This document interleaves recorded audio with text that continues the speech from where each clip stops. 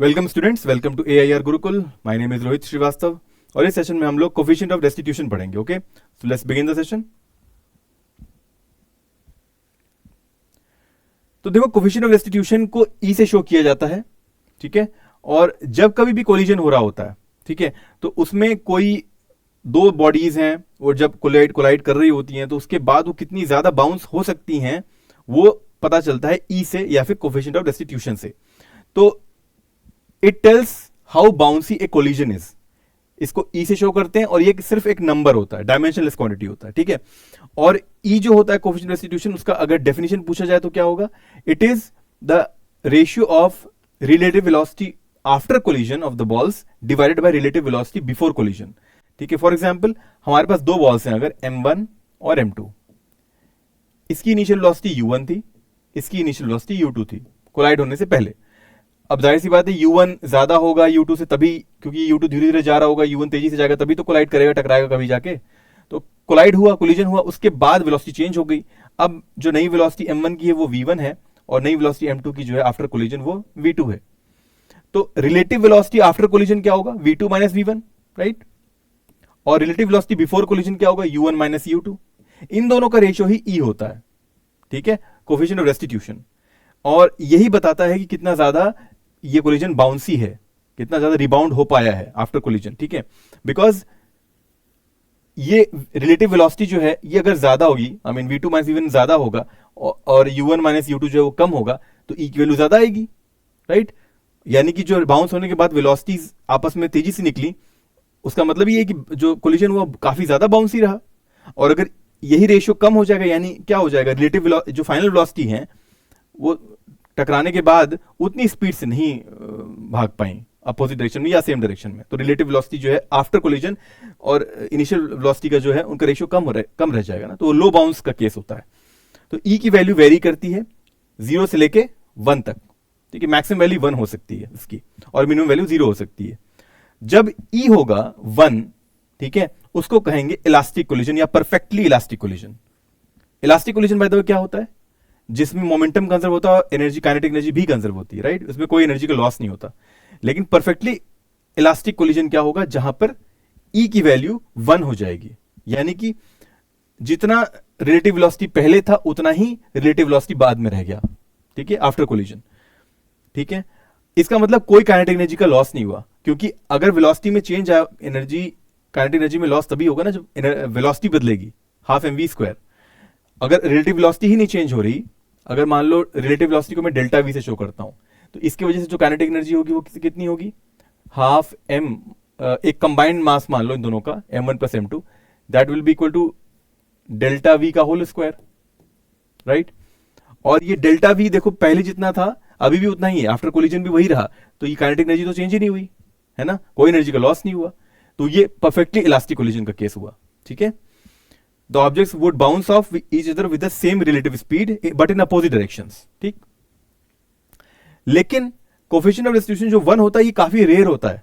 It's not that, it's ideal case, ये इतना frequently मिलता नहीं है। क्योंकि कोई भी स्पोर्ट ले लो, बास्केटबॉल ले लो, टेनिस ले लो, इन सब में कोई ना कोई डिफॉर्मेशन तो होगी ही होगी, चाहे कितना ही सरफेस स्मूथ क्यों ना हो या जो बॉल हो वो कितनी ज्यादा अच्छे से मैन्युफैक्चर क्यों नहीं की गई हो, कोई ना कोई फ्रिक्शन लॉस, डिफॉर्मेशन तो होगा ही होगा, ठीक है। जिसकी वजह से ई की वैल्यू कहीं ना कहीं लेस देन 1 रह जाती है और रिलेटिव वेलोसिटी आफ्टर कोलिजन जो है वो इनिशियल वेलोसिटी जो रिलेटिव है उससे थोड़ी डिफरेंट रहती है, ठीक है। तो अगर क्या होता एग्जैक्टली ई की वैल्यू 1 होती तो क्या होता? आई मीन बाउंसिंग ऑफ जो होती वो हाईएस्ट होती, लेकिन उससे जरा सा कम ही रह जाती, तो बाउंसिंग ऑफ जितनी होनी चाहिए उतनी नहीं रह पाती in ideal, in non ideal cases I should say, ठीक है। तो यहां लिखा हुआ है इंश्योरिंग दे बाउंस वेल, तो हम लोग कोशिश तो ऐसी बनाते हैं कि जो फ्लोर हो बास्केटबॉल का या तुम्हारी बॉल्स हो उनका मैन्युफैक्चरिंग जो हो इस तरह हो कि बाउंसिंग सबसे अच्छी हो, लेकिन फिर भी कहीं ना कहीं कमी रह जाती है because of the non ideal nature of the materials. The coefficient of restitution like a score for collisions efficiency is bouncing back, तो कोलिजन की एफिशिएंसी बाउंसिंग बैक पे ही डिपेंड करती है, ठीक है। वो हमें किससे पता चलता है? ई से, कोफिशिएंट ऑफ रेस्टिट्यूशन से। अच्छा, अब इन इलास्टिक कोलिजन में ई के बारे में अगर हम समझना चाहें तो कैसे समझेंगे? इन इलास्टिक कोलिजन क्या होता है बाय द वे? जिसमें ई की वैल्यू जो रहेगी हमेशा याद रखना लेस देन 1 रहेगी। देखो यहां लिखा हुआ है E is always less than 1 in the case of inelastic collisions, ठीक है। इसमें क्यों ऐसा होता है? Because kinetic energy is lost. हम लोग इनइलास्टिक कोलिजन में मोमेंटम तो कंजर्व करते थे, लेकिन काइनेटिक एनर्जी को कंजर्व नहीं करते थे। क्यों? क्योंकि उसमें एनर्जी का लॉस हो रहा होता था किसी ना किसी फॉर्म में, हीट में, साउंड में, डिफॉर्मेशन में, ठीक है। और इसी वजह से E की वैल्यू लेस देन 1 हो जाती है, जो कि परफेक्टली इलास्टिक केस मैंने जो बताया, कोशिश तो की जाती है हर गेम्स के लिए, बास्केटबॉल हो चाहे टेनिस हो, कि E की वैल्यू 1 रहे, लेकिन उसमें भी कहीं ना कहीं केस इनइलास्टिक का ही आ जाता है। 1 के करीब रहेगी, लेकिन जरा सा उसमें 1 से थोड़ी सी वैल्यू कम रहेगी, चूक हो जाएगी। लेकिन इनइलास्टिक कोलिजन तो हमेशा ये कंफर्म है कि 0 से 1 के बीच में ही वेरी करेगा, ठीक है। तो इसमें ऐसा इसलिए होता है बिकॉज जो वेलोसिटी ऑफ सेपरेशन है, ठीक है, यानी कि कोलाइड होने के बाद, यहां कोलिजन हुआ, ठीक है, कोलाइड होने के बाद सेपरेशन का जो वेलोसिटी है, relative velocity of separation divided by relative velocity of approach, ठीक है, यही क्या होगा? E होगा, राइट। और अगर एनर्जी का लॉस हुआ है, काइनेटिक एनर्जी का, तो सेपरेशन की जो रिलेटिव वेलोसिटी होगी वो इसके बराबर नहीं होगी, रिलेटिव वेलोसिटी ऑफ अप्रोच के, राइट। तो यहां पर रिलेटिव वेलोसिटी सेपरेशन थोड़ी सी कम हो जाएगी, बिकॉज एनर्जी का लॉस हो गया तो वेलोसिटी, काइनेटिक एनर्जी का लॉस हुआ तो वेलोसिटी कम हो गई, रिलेटिव वेलोसिटी। तो ये वाली जो वैल्यू होगी वो इससे थोड़ी सी कम होगी, जिसकी वजह से E की वैल्यू जो आती है वो लेस देन 1 आ जाती है, ठीक है।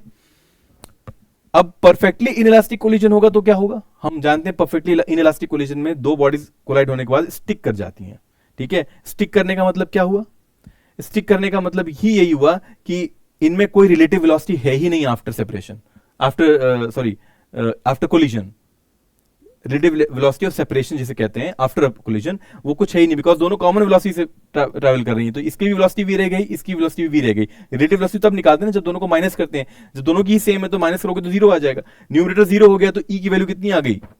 0 आ गई in the case of perfectly inelastic collision, ठीक है। तो इसीलिए परफेक्टली इनइलास्टिक कोलिजन में E की वैल्यू 0 होती है, ठीक है, because object stick together and there is no bounce back at all. कोई बाउंसिंग बैक नहीं होता। चाहे तुम एक बॉल को जमीन पे पटको और अगर वो जमीन से स्टिक हो जाए, इसका मतलब उसमें कोई बाउंस नहीं है, इसका मतलब वो कैसा कोलिजन हुआ? परफेक्टली इनइलास्टिक कोलिजन हुआ, और उसमें E की वैल्यू क्या है? 0 है, ठीक है। तो इसमें वही लिखा हुआ relative velocity of separation is 0, हम जानते हैं बिकॉज दोनों का सेम हो गया velocity, and therefore the numerator is 0 and E की वैल्यू 0 आ जाती है, ठीक है। अब कोफिशिएंट ऑफ रेस्टिट्यूशन को एक और तरीका है इमेजिन करने का कि if you are playing modelling clay, ठीक है, and if you throw pieces together they stick and don't bounce apart, this is what happens in a perfectly inelastic collision. तुमने अगर क्ले के टुकड़े लिए अगर, ठीक है, और उनको दो पीसेस को स्टिक किया, अगर उनको क्ले कैसा होता तुम जानते ही हो, सेमी सॉलिड टाइप का होता है, राइट, और उनको अगर तुमने आपस में फेंका, दोनों चिपक जाते हैं, उसके बाउंसिंग नहीं होती, तो वो कैसा कोलिजन हो रहा है? परफेक्टली इनइलास्टिक है। वहां पे E की वैल्यू कितनी हो रही है? 0 हो रही है।